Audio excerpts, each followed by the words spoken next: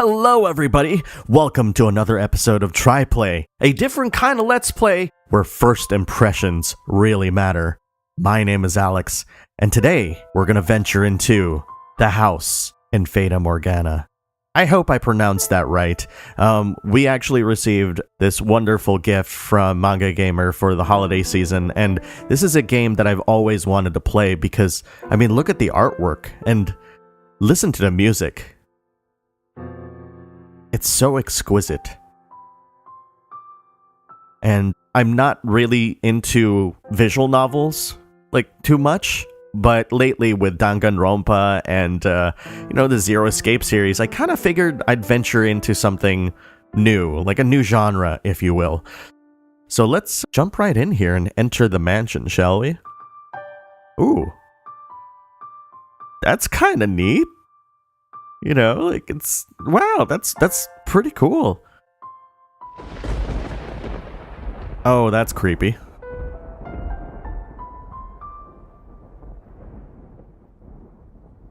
So I'll give you guys a heads up. I was told that the intro of this game is fairly long-ish. In fact, like, there is a downloadable demo for this game if you guys want to try the game out beyond, like, what we're going to show here. Like, a lot of people were saying, like, yeah, like, about an hour in and you're still in the intro, and it's very, like, story-focused for that matter. I'm getting flabbergasted.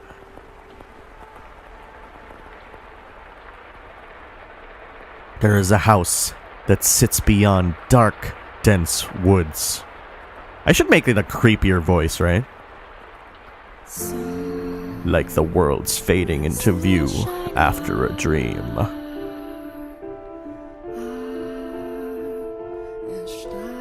That old mansion appears before you. I mean, that's the best I can do voice-wise. My voice isn't threatening. Without realizing it. Maybe that one. Maybe that'll... Sorry if I'm ruining the mood. You instinctively accept as truth the events unfolding before you. The house lives in perpetuity, an amalgam of myriad fates and generations. I almost sound like Triple H and now from shoutouts WWE. No one knows who first said.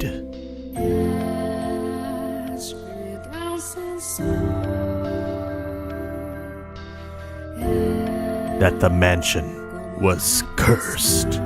Cursed. That should echo, I think. I mean, it's fading into the darkness. It needs a fade, right? This music is great.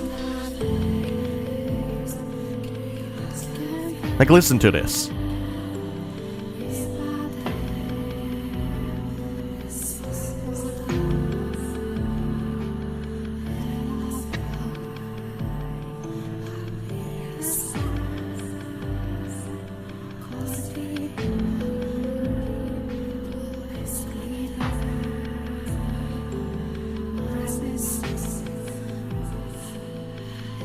Okay, that's enough. I know you guys are like, hey, when is he gonna talk next?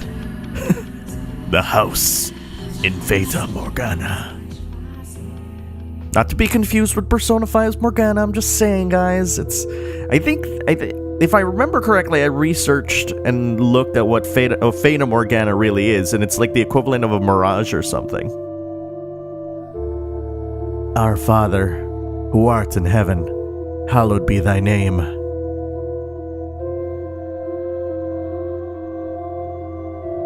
Have mercy on me, O Father. I don't know, like, the gender of the voice that I'm supposed to use. It's interesting nonetheless. Obviously, this is meant to be, read by yourselves, so... And cast their souls into eternal damnation.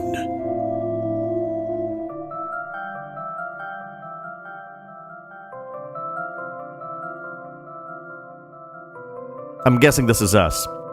So I'm just going to read this in my regular voice. I was looking down upon a corpse. My own corpse.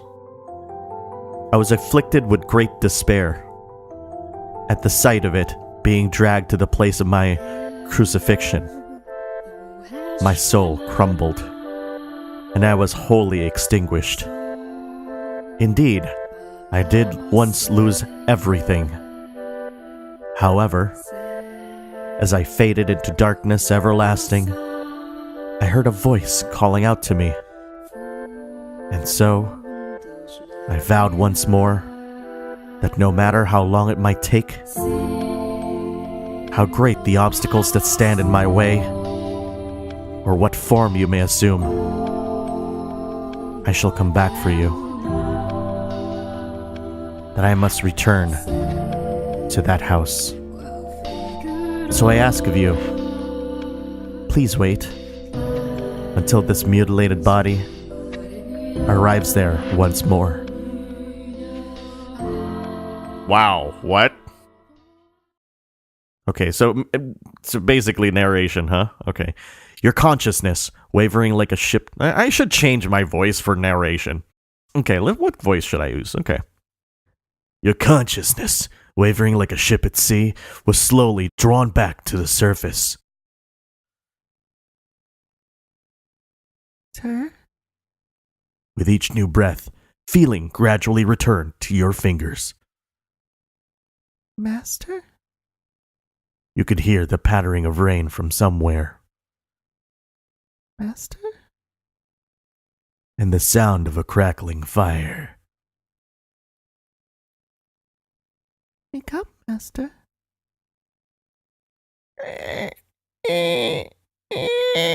Okay, that's the best creaking I can do. Sorry, guys. Wake up. When you came to, you were rocking back and forth in a rocking chair. The room was dimly lit. Aside from the flickering of the fireplace, there was no other illumination. No light shone through the closed windows. There was only the pitter-patter of rain on the glass. It was as though the whole mansion had been enveloped in darkness. Oh, splendid. You have finally awoken. Someone called out to you. You were about to search the room, but that turned out to be unnecessary. The source of the voice was crouching beside the chair, looking up at you with emerald eyes.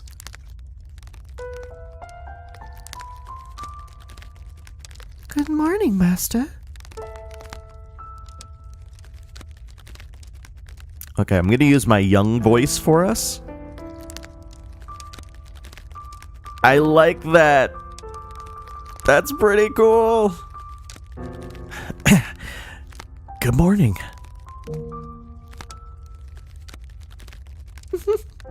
What's the matter?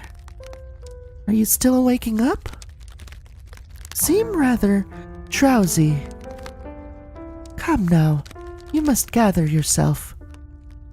Though I am glad to hear your voice. I have simply been waiting so long for this moment.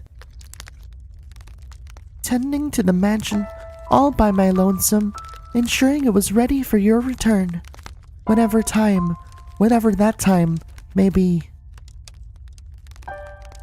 When I caught sight of you through the window, my heart fluttered. The time had finally arrived. You were perplexed. This woman, who looked like a maid, seemed to know you, but you had no memory of her. What kind of herbal tea would you like to start your day with? I have some wonderful chamomile leaves if you would like. Or perhaps your tastes have changed since we last met. Tell me, Master, what would you like? I beg your pardon. I allowed myself to get too excited. But I hope you will be sympathetic, Master. I am just utterly elated that I could see you again. The woman appeared to be genuinely delighted that you had awoken, but she seemed to lack the energy typical of her age. Or perhaps life was a more appropriate word than energy. But the gloom extended beyond the maid. It seemed to encompass the entire mansion. The plaster walls illuminated by the fireplace and the rose engravings in the ebony pillars felt vaguely familiar. But a crushing sense of claustrophobia overpowered that familiarity. It seemed as though the house wasn't interested in accepting you just yet. Oh my, you do not know who I am? Do you not know who you are either? That is quite the predicament. If you cannot remember who you are, then who am I to serve? The woman's face was pale, almost as though she... A faint chill ran down your spine. You are the master of this house, though it would seem you have no memories of such. Quite the dilemma. If you know not who you are, then you are no different than a stranger to me, no? Indeed, you have returned. But from where? That I cannot say. Then how about this? I am a servant of this mansion, and as such, I am familiar with the many incidents that have taken place here. I shall show you the history of this house, master. That will surely allow you to recall who you are. The freshly awakened gears in your head began to turn as you mulled things over. The maid has called you the master of this house. But without a single mirror in the room, you had no way of seeing what you looked like. Unable to decide, you reflexively nodded. Let us be off then. And fear not, I merely entreat you not to let go of my hand. Should you hold it tightly, you need not worry about being washed away by the waves of history.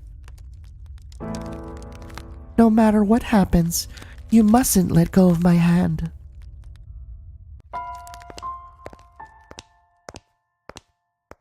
Your hand in hers, you followed the maid's lead through the hall. The air within the mansion was oppressive, as though a black miasma hovered within. The house was bleak and barren, hardly a trace of color to be found. You came across an open window. Beyond it lay nothing but darkness. Neither sunlight nor moonlight could be seen. There were no chirping birds, no rustling grass, no signs of life at all. Everything that would normally give color to the world had vanished entirely. The only other presence was that of the maid. Following her lead, you proceeded through the mansion. After some time, you arrive at a double door, the glass within shattered. The door, once pure white, had long since faded into a dull gray. It appeared to lead to the back garden. You could hear children laughing on the other side. Though it is in the state that you now see it, a beautiful, beautiful garden once lay beyond these doors. The owner of the time enjoyed gathering rare species of rose from all across the world. At its grandest, it seemed every flower was in a constant competition for the most majestic bloom. Would you like to see this wonderful era of splendor and prosperity?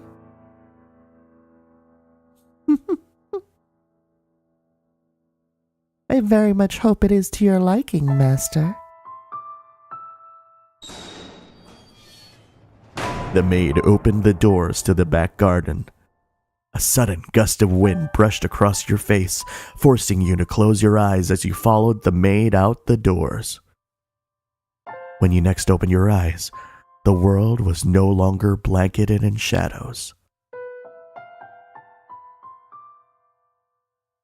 Wow. I like the ambiance, the presentation, and just wow. Wow. The first door. 1603. I kind of wish this game was voice acted. Okay, that's all right. Okay. I get it, game. Thanks, dope.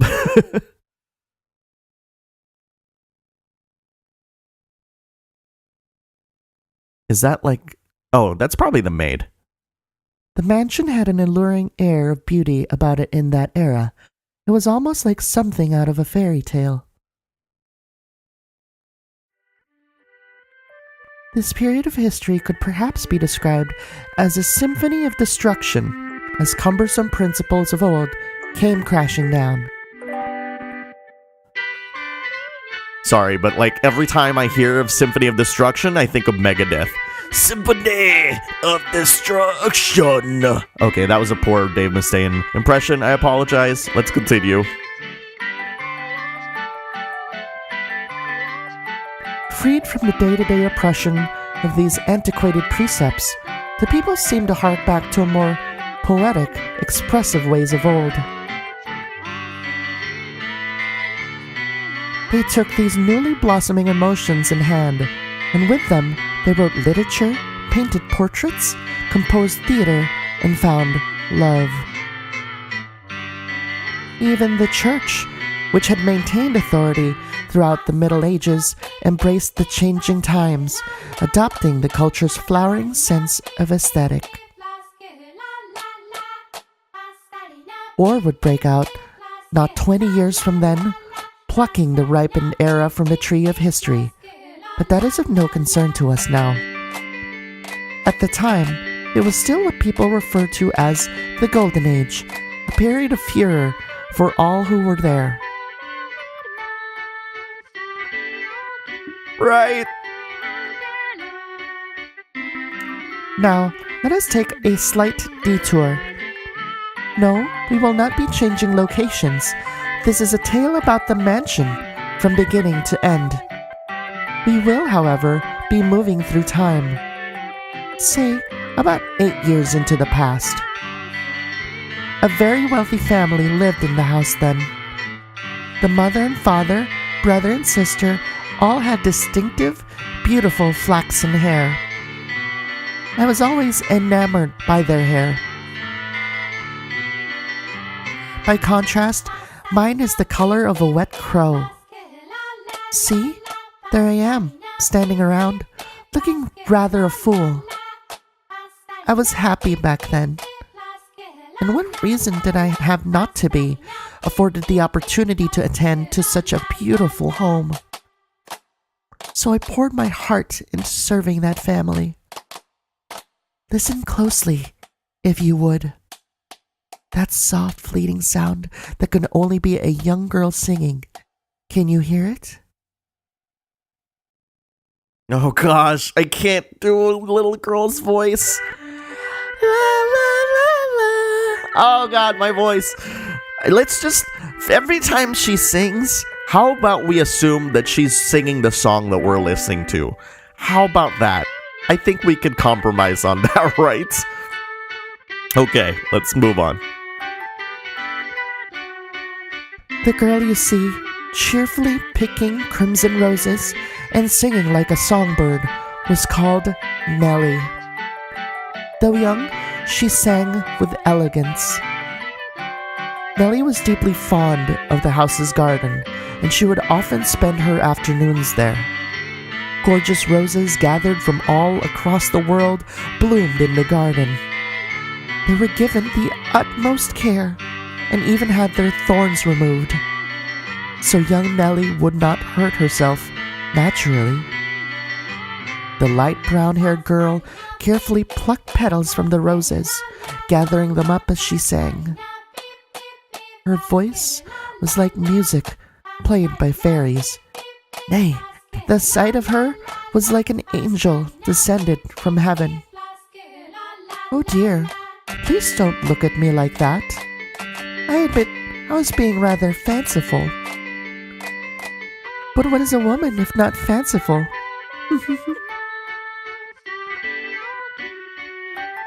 She's still singing. I'm not saying that. I mean, does it match, like, the song?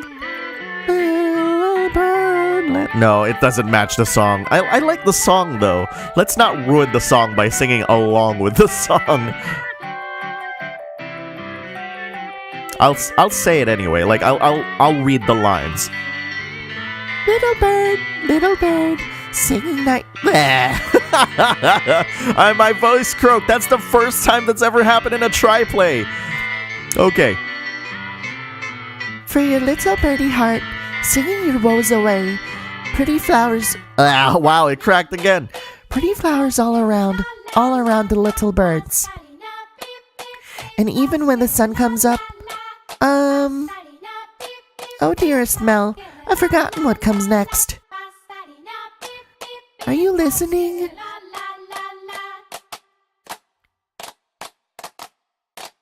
Nellie was, as a matter of fact, not the only visitor to the rose garden that day. She always came with her older brother, Mel.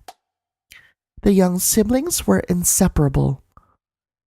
Mel adored his little sister, who in turn pined for his attention. The sight of the two innocent children cuddling together, not yet shackled by the fear of the future, was truly heartwarming. That day, Mel was sitting in the shade of a tree reading a book. As I am sure you are aware, in their time, books could not yet be mass-produced. What he was reading had been copied by a scribe. I presume he had borrowed it from the church. The book, having passed through many hands over the years, was visibly worn, but I suppose that just speaks to its importance. It was, in fact, a Latin grammar textbook he was reading. Mel was a clever boy. He had attended church from a very young age, where a priest would instruct him in Latin grammar. So at the time, I believe he was capable of reading even advanced texts. Okay, let's find his voice. I think it should be like just my regular voice, kind of like made young, like kind of like a young anime voice. Oh, dearest Mel, please. No, that was Nelly. Oh, what am I think? I'm like anticipating Mel coming out. Okay, let me find Nelly again. Oh, dearest Mel, please. Okay. Wow, this is challenging, guys. Doing voice acting, especially if you're doing multiple voices, is pretty tough. Here, let me take a little bit. Oh gosh, I have no water. Why am I doing voice acting without water? Anyways, we'll do this anyway. I apologize for that little break. The young girl approached her brother, who was consumed by the text.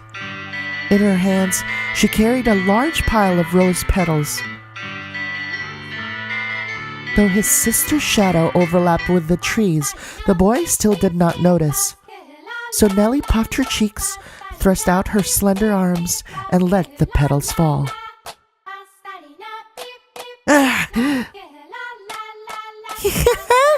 Look, your head is covered in roses, Mel. Oh, Nellie, you got petals on the book. This isn't mine. I can't afford to let it get dirty. It's your fault, dearest Mel. I tried to get your attention. And besides, flowers won't get a book dirty. I must raise the white flag. When did my little lady find herself such a sharp wit? While waiting for you, dearest Mel. I waited and waited, and you didn't so much as glance at me. I'll be an adult by the time you've done reading the book. Wow, that soon? That soon. Mother says girls grow up fast. She might be right. In that case, we should do something together before you're all grown up. Surely, you won't play with me any longer when you become an adult. That's not true. I'll still play with you, even when I'm grown up. But grown-ups don't play, Nelly. Fine, I'll stay a child forever then. Didn't you just say you were about to grow up? You're so mean, Mel. I'm sorry. Please don't pout, my little lady. How about this? To make up to you, I'll play whatever you want today. Really? You mean it? I want to play make-believe. Make-believe? Make-believe. I will be your princess taken captive by an evil kingdom, and you, dearest Mel, will be my valiant knight. I just noticed, the way that I'm voicing Nelly is kind of, cracky voice, and it's kind of cute, right? And then you turn into a prince when you rescue me. A knight can become a prince? Impressive. They can. Knights and princes both have to be charming, of course. So of course they can. Which is why it must be you, dearest Mel. No one else can be my prince or my knight. While he may... No, this is the maid. While he may have appeared outwardly embarrassed, as his rose-cheeked sister proclaimed prattingly, I am certain he was smiling on the inside. After a few moments, he meekly knelt, bringing himself to eye level with Nelly and gently stroking her soft hair. All right, then. You're my princess, Nelly. And not just anyone's princess, dearest Mel, but yours alone. So, don't be anyone else's prince but mine, okay? Nelly. Jeez, my princess is quite the fawner. Is that bad? Does that make you dislike me? Not at all. I'm proud to have you as my sister, Nelly. You mean more to me than anything in the world, my dear princess. I love you, dearest Mel. You'll always be my prince, forever and ever. Her mood quite improved. Nelly began humming the melody of the song she had forgotten the lyrics to. Holding the skirt of her dress out from her body, the young girl pranced about the rose garden.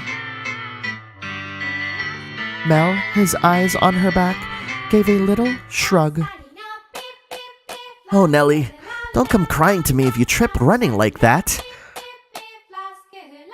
But Mel was not entirely disapproving of his sister's excitement. He carefully brushed aside the petals on his book, set it in the shade of the tree, and began chasing after Nelly. They were picturesque siblings, brimming with hope. And at this time in their lives, there was nothing to jeopardize that hope. Would it not be wonderful if children could stay children forever, Master? As I see it, though, the pleasant, gentle times in our lives have value because they come to an end. Wouldn't you agree? Time continues to flow, impartial and without exception. And as such, everyone's childhood comes to an end. Be that as it may, does time also flow at the same speed for each individual? Now, let us take a trip down the river of time. I would be very much delighted if we can remain at this point in time, but unfortunately, we cannot. Please, do not let go of my hand, Master. Okay. I think this is actually a really good place to end this. Now, I'm not saying that I don't want to continue playing this game, because I totally do, but I feel like I've kind of given you guys a little bit of a glimpse of what this game is all about. Besides, the demo is actually a pretty good chunk of this game, and actually further than this, actually. So I think, you guys will really enjoy this game, but I think feel like this is a great way to show off the game. Like, I think, we learned of the characters. We learned about, like, Nelly and Mel. I almost called Mel Melly. And, of course, the mysterious maid. So, like, what's going on here? Like, why are we traveling in time? Is that, like, a weird power or something like that? Who really knows? But in any case, guys, thank you very much for watching this try play. Again, if you like this video, please consider liking, sharing, and subscribing to the channel. And, of course, share it with your friends. Anyways, guys, again, thank you so much for joining me today, and let's play more games. See ya.